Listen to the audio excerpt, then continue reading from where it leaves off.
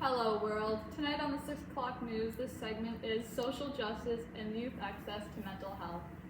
Access to mental health is a children's right, and children's rights are a subset of human rights with particular attention to their right for special protection and care to minors, which was created in 1989 when world leaders came together to advocate in the Canadian Coalition. On to Nikki. So, some rights related to children's mental health is Article 24, which is children have the right to the highest attainable standard of health and to the treatment of illness and rehabilitation of health. Then there's Article 25, children in alternative care have a right to periodic review of treatment and all other circumstances relevant to placement for physical or mental health. And then lastly, Article 39, which states are obligated to take all measures to promote physical and psychological recovery and social reintegration of any child who may fall victim of neglect, abuse, cruel and inhumane treatment, or armed conflicts. So, today our question is, are children's rights being respected today? Well, I don't know about you, Nikki, but I think we wouldn't be sitting here having this conversation if they were. I agree. And with that, we will pass it on to Hallie, interviewing a youth worker herself. Thanks, Lacey. I'm here with child and youth care worker Lillian Want. Hello, Hallie. Thanks for having me. So what we're all wondering is, what exactly is a child and youth care worker? So a child and youth care worker is someone who is educated in the rights of a child and how to best support a child, as well as any possible traumatic experience that they could go through in their lifetime, and understanding the signs and ways to help support that youth throughout their time with us. Okay. And what kind of kids do you work with? I work with a lot of high-risk vulnerable children. So just any child that could have trauma in their lives, whether it be some form of abuse or they have been taken into their home for a variety of reasons. And it can be whether it is a in-care situation, mental health facilities, hospitals, and even school settings. Okay. So you're basically an advocate for the kids? Yes. Okay. A word from our sponsors. Hello. Hello. Your parents ever send you to bed hungry? Yeah. Take these, you'll never be hungry again. Costco man never makes me go hungry. Yay!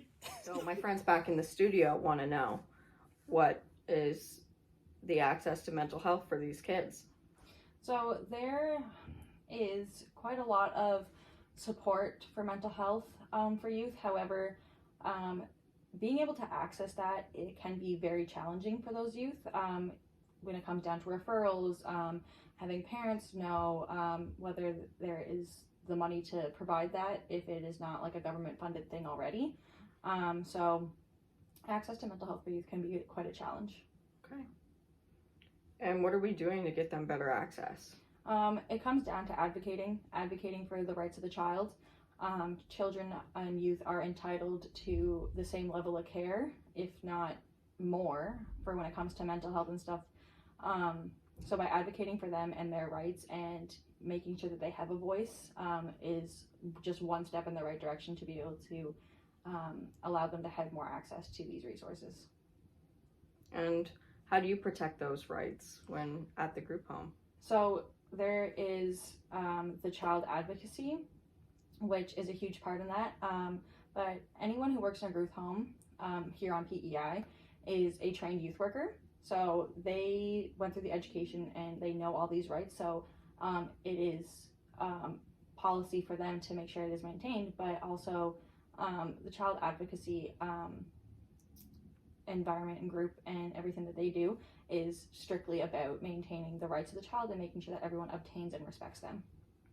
How much of an issue really is mental health for these kids these days? Mental health is a huge issue when it comes to our children and youth. They are our future in this world, and making sure that they have access to these things is super important, but it's not always taken as a priority. There are still many parents out there who believe that. There's a lot of parents out there who believe that their child has nothing to be depressed about, which depression can happen at any time, and there doesn't have to be a specific event that happens in a life of a youth, but it could just be as simple as a chemical imbalance in their brain. So there are stats. There is a stat from 2016 where about 5% of PEI youth were given access to mental health. 5% is just like bottom of the barrel scraping when it comes to getting youth access to these facilities and these services.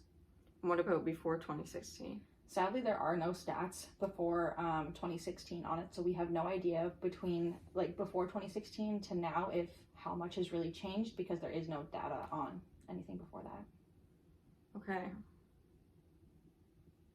How young is this happening? So there have been stats that this is a huge problem between the ages of 10 and 24, which is quite a broad age range, and PEI is known for having the 4th highest hospitalization rate in the nation, so in all of Canada.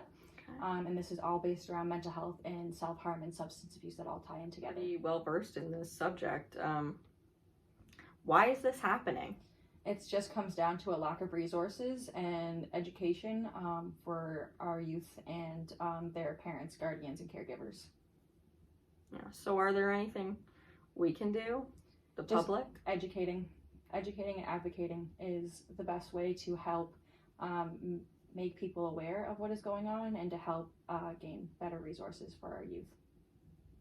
Okay. Well, thanks for coming in tonight. Yeah, no problem. Thanks for having me. Back to you, Thank Lacey. for that story, Hallie and Lily. It's so awful to see these children being put into, or not being put into the front line like that. Yeah, I know that my son definitely reminded me of his rights when he wanted to make a therapy appointment last week. But it's very important that we make sure that they're entitled to their rights and that they receive them. So thank you so much. And next week, our segment will be whether